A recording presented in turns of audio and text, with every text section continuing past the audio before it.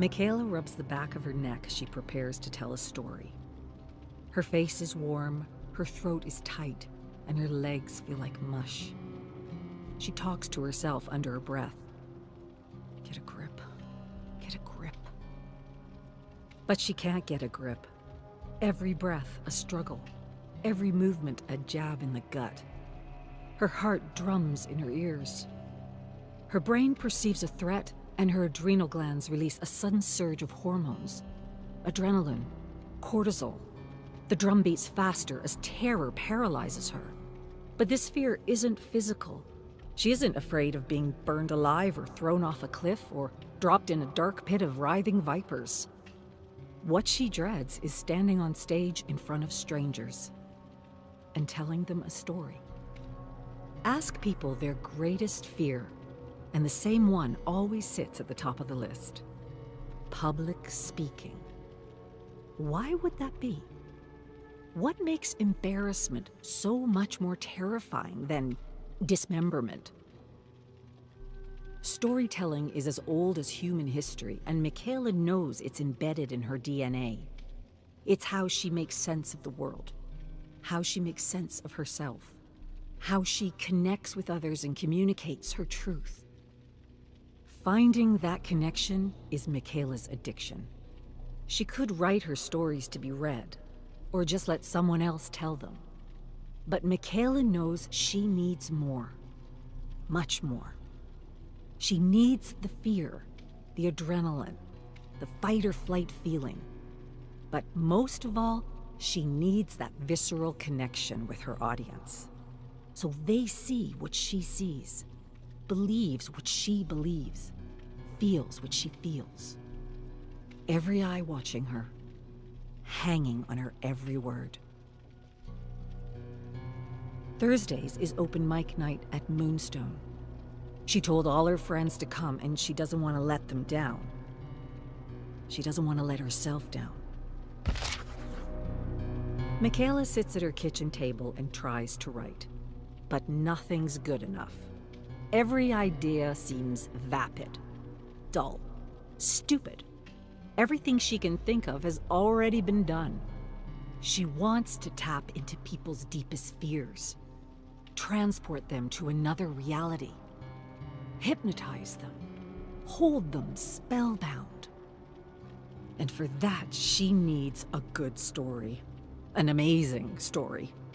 Something that hooks, something that raises questions the audience needs answered. Because standing up in front of her friends is one thing, but strangers is quite another.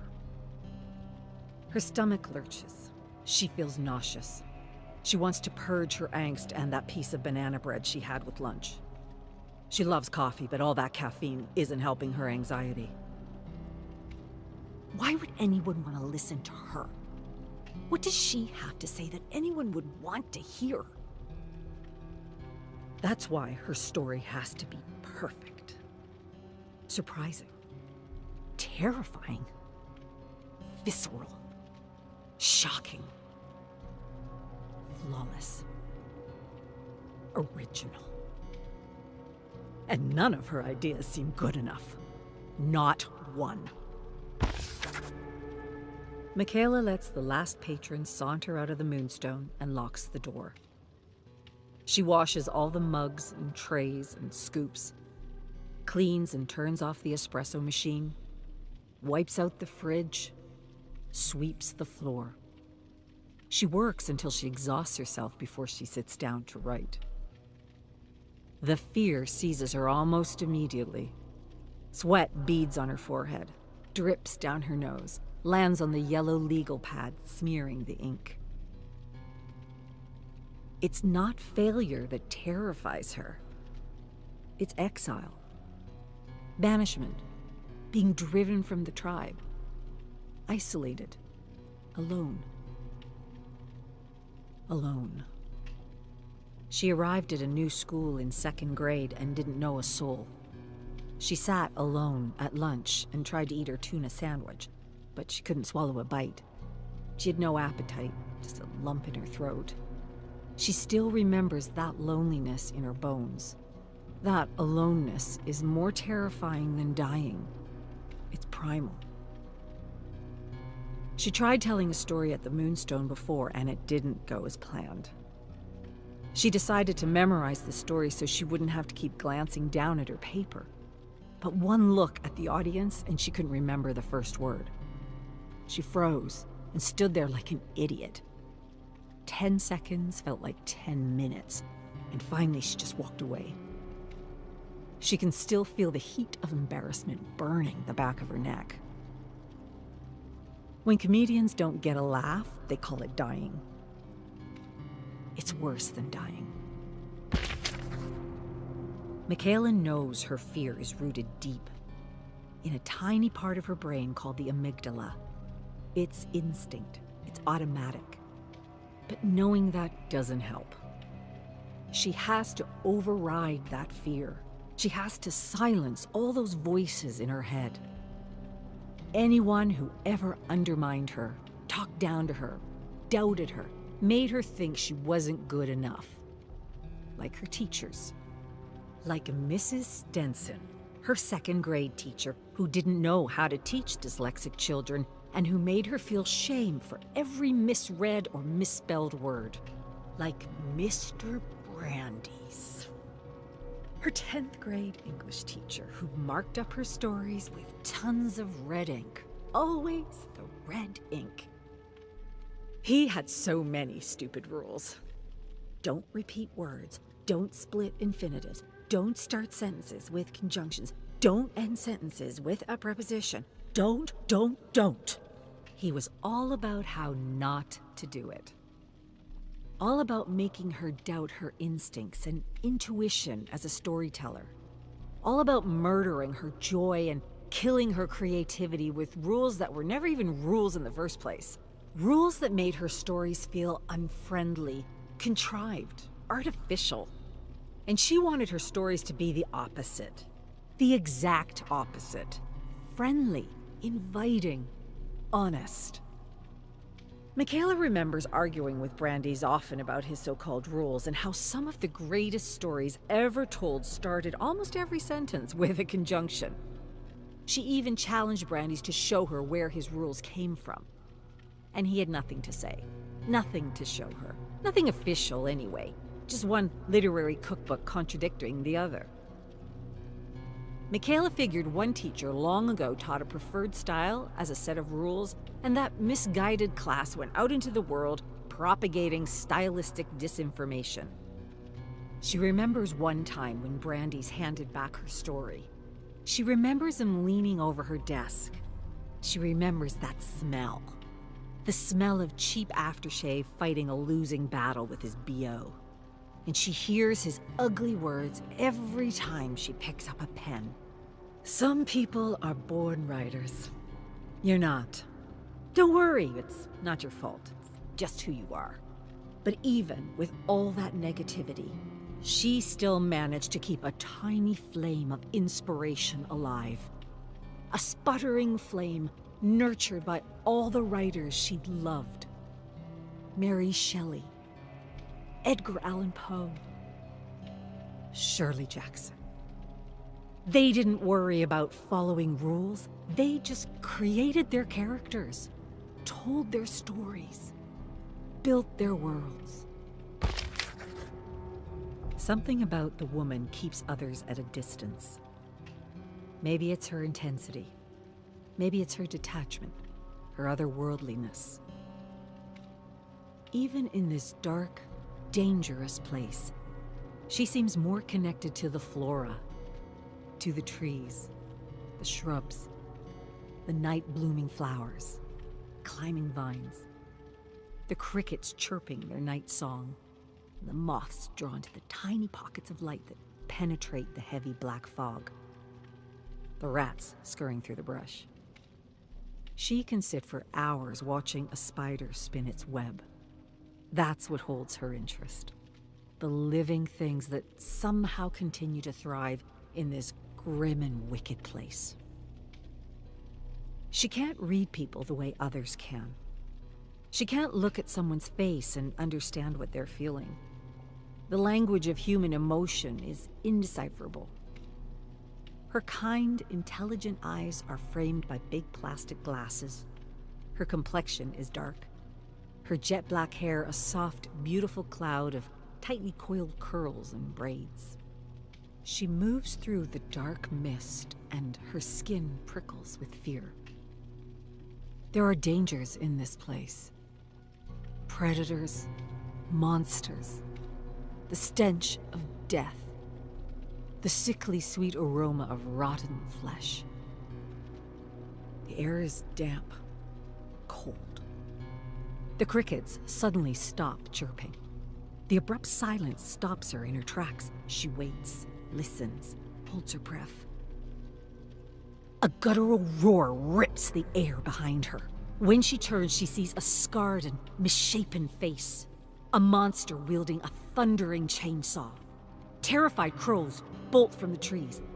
Mikaela screams along with the woman and awakes with a start, covered in sweat, lying in the dark.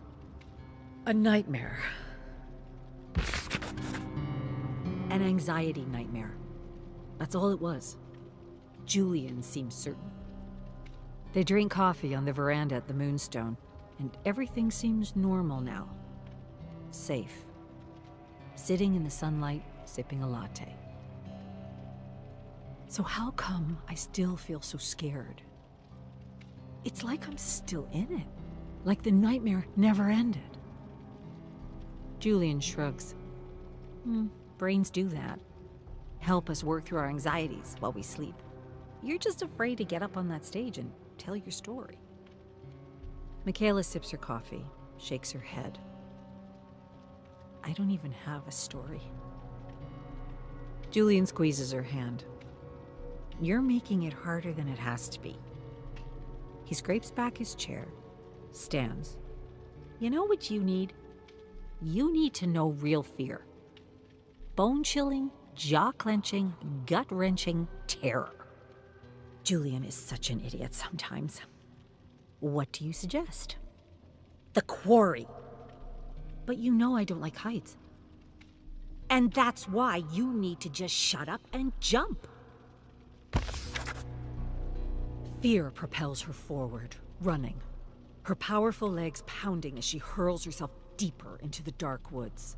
Shadowy trees appear in the mist as she slaloms between them, pushing, pounding. Whatever predator pursues her is tenacious, huge, powerful, growling, snarling, furious, relentless. It crashes through the brush behind her, single-minded in its hunger. The woman's will to survive is impressive. Mikaela both watches her and lives inside of her. Lives in her skin as she runs for her life. Mikaela has never felt so powerful, so strong. The world moves by in a blur even as the beast behind her closes the distance between them.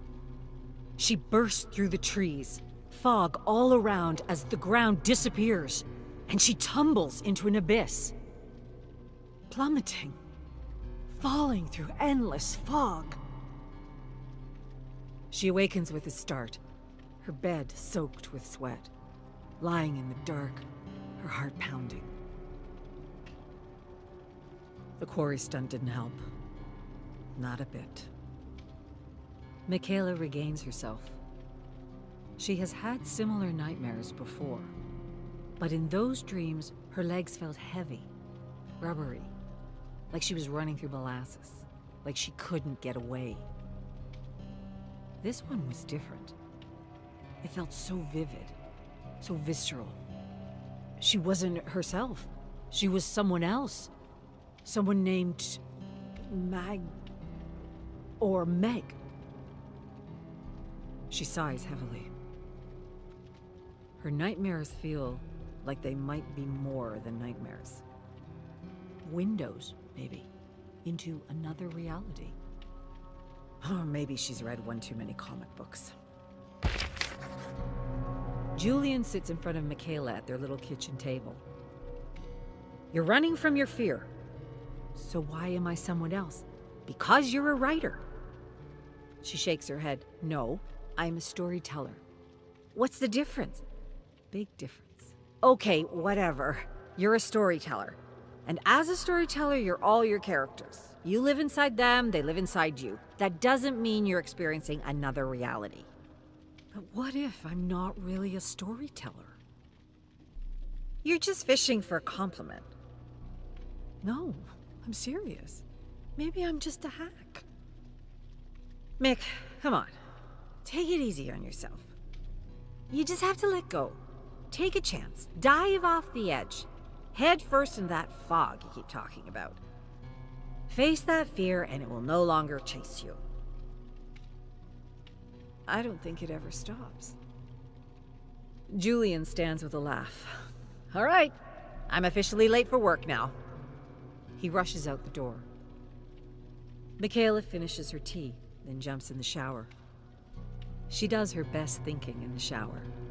And as the hot water pounds her back, she thinks about what Julian said.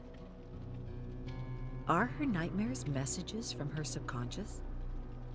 Carl Jung believed that our subconscious connects to a collective unconscious that binds every human soul to primal symbols and ancient archetypes. That's why so many fears and phobias are universal. Why so many cultures have the same stories and mythologies. Her muscles loosen under the hot spray, and she remembers a writing circle where they talked about something called déjà vuism. The idea being that human brains could network with mirror beings on the same wavelength in other dimensions. One guy in the group thought that his inner voice was just another version of himself in a parallel dimension. Others in the circle laughed. She didn't. She even shared one of her stories based on a recurring nightmare. The hot water loses its heat, and Mikaela suddenly turns it off, just as she's struck by an epiphany. What if she's dreaming real things in a sort of multiverse? What if this world made of nightmares is not a plane of existence separate from the daily reality we all experience? What if it's just one of many realities all existing at the same time? And if there are indeed multiple realities, it occurs to her that every story she creates while asleep or awake might simply be a glimpse into another plane of existence. Mikaela shivers with excitement. Maybe all the stories already exist, and are just waiting for her to discover them. Maybe writing should be less about torturing and judging herself, and more about opening herself up to the possibilities within the Garden of Infinity.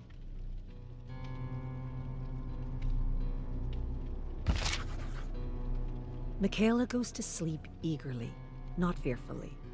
She's chasing her nightmares now, excited to slip inside of them, thrilled to experience another reality in the infinitude of the multiverse. A dark castle courtyard. Skewered corpses surround a sobbing man. He's on his knees in the dirt as a black fog pulls back, revealing even more bloody corpses. He screams a name. The screaming man doesn't wear medieval garb. He wears jeans, a black t-shirt, running shoes. Mikaela sees others now. Some wear headphones and carry clipboards. The stonework is actually painted wood. The ramparts are cardboard. The corpses are mannequins decorated to look like the dead. She sees lights, a camera, a sobbing man who's facing his greatest fear. The loss of someone he deeply loves. Taken by the darkness. Taken by the fog. Always the fog. Mikaela awakens with a start, but this time she isn't gripped by terror. She's seized by inspiration. She searches her drawer for a piece she started writing years ago. She finds the first draft and reworks it while the images are fresh in her mind. The story pours out of her like she's taking dictation, like she's writing down something that already happened. Because it did.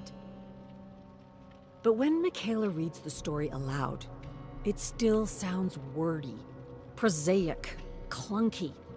There's no rhythm, no shape, no build, no vivid moments to perform.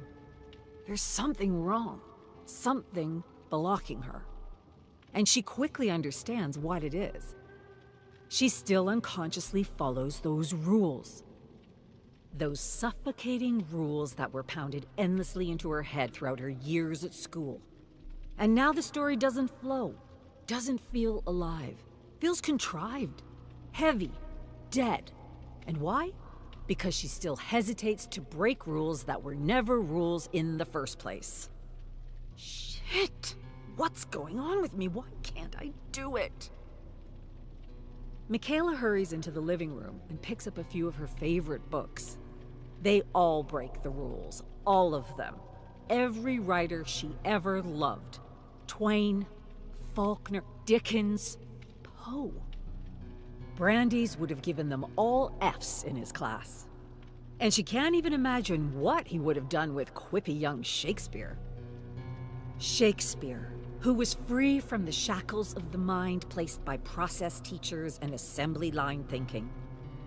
Shakespeare, who was free to create his own rules and words without apology. Who wasn't worried about what some authority or critic had to say, and they had tons to say. And Mikaela knows his freedom was earned after a terrible bout with depression when his first play flopped and he refused to touch a quill for 5 years. 5 years! It took him 5 years to meditate on storytelling, to finally break free from the opinions of others. But she doesn't have 5 years to meditate on storytelling, even though she desperately wants Shakespearean freedom.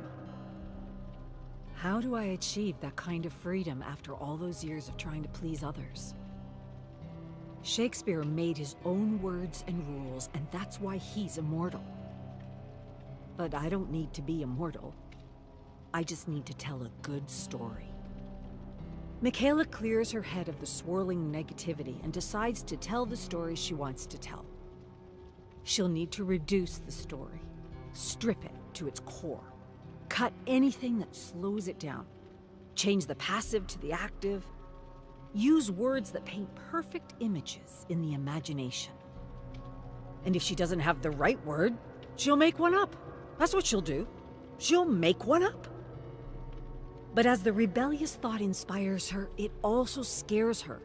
Scares the hell out of her because she was taught to idolize final results instead of the struggle, the search, and the climactic fight every artist must go through to be free.